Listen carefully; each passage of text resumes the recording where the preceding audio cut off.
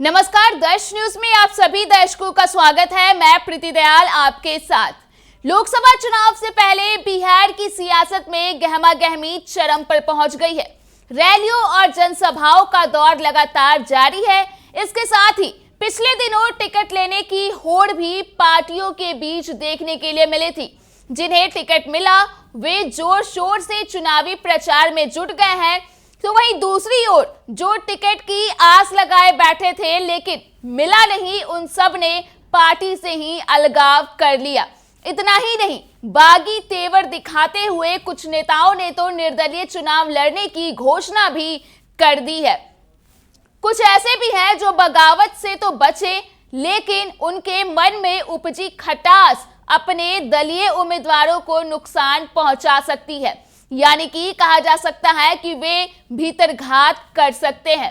उदाहरण के तौर पर देखा जाए तो ताजे मामले की ही बात करेंगे, जहां राजद के पूर्व राज्यसभा सांसद अहमद अशफाक करीम ने पार्टी की प्राथमिक सदस्यता से इस्तीफा दे दिया है। साफ तौर पर पूर्व सांसद ने आरजेडी सुप्रीमो लालू प्रसाद यादव पर मुसलमानों की हकमारी करने का आरोप लगाया है। इसके साथ ही अहमद अशफाक करीम को लेकर अब चर्चा है कि जेडीयू से कहीं न कहीं उनकी नजदीकियां बढ़ रही है। ऐसा हो सकता है कि अशफाक करीम जेडीयू में शामिल हो जाएं। इसके अलावा एक और उदाहरण को देखा जाए तो मुजफ्फरपुर से भाजपा के सिटिंग सांसद अजय निषाद की बात करेंगे। इस बार उन्हें टिकट नहीं मिला तो कांग्रेस में शामिल हो गए। बिहार में अपने अपने दलों से टिकट न मिलने के कारण निर्दलीय चुनाव लड़ने वाले उम्मीदवार अपनी पार्टी या गठबंधन के उम्मीदवारों का ही खेल बिगाड़ेंगे, ऐसी लगातार संभावना जताई जा रही है। कुछ ऐसे ही नेताओं की लिस्ट में शुमार है नवादा में आरजेडी के पूर्व विधायक राजबल्लभ यादव के भाई विनोद यादव, जो कि निर्दलीय चुनाव लड़ रहे हैं। बता दें कि विनोद यादव आरजेडी के प्रदेश महासचिव रहे हैं। उन्हें उम्मीद थी कि पार्टी इस बार उन्हें लोकसभा का टिकट देगी, लेकिन उनकी उम्मीदों पर पानी तब फिर गया जब आरजेडी ने श्रवण कुशवाहा को उम्मीदवार घोषित कर दिया। इसके बाद विनोद यादव ने बगावती तेवर अपनाया और निर्दलीय मैदान में उतर गए।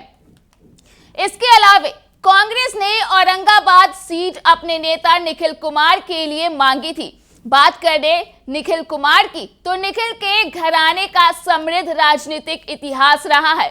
बिहार विभूति अनुग्रह नारायण सिंह उनके दादा थे। अनुग्रह बाबू बिहार के पहले उप मुख्यमंत्री थे। निखिल कुमार के पिता सत्येंद्र नारायण सिन्हा बिहार के मुख्यमंत्री रहे। माता किशोरी सिन्हा वैशाली से सांसद चुनी गई थी।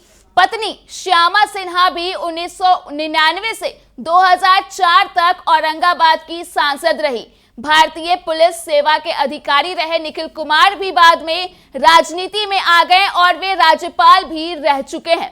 कांग्रेस इस बार उन्हें औरंगाबाद से चुनाव लड़ाना चाहती थी। बता दें कि राजपूतों की बहुलता के कारण औरंगाबाद को चित्तौड़गढ़ भी कहा जाता है।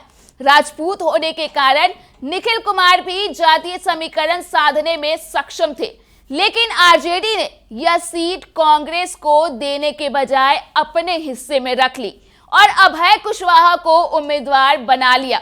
जाहिर सी बात है कि निखिल कुमार इससे खुश नहीं होंगे। बढ़ते हैं आगे, जहां अपनी जन अधिकार पार्टी का कांग्रेस में विलय कर पूर्णिया से टिकट की उम्मीद लिए पप्पू यादव को आरजेडी की वजह से निर्दलीय मैदान में उतरना पड़ा है।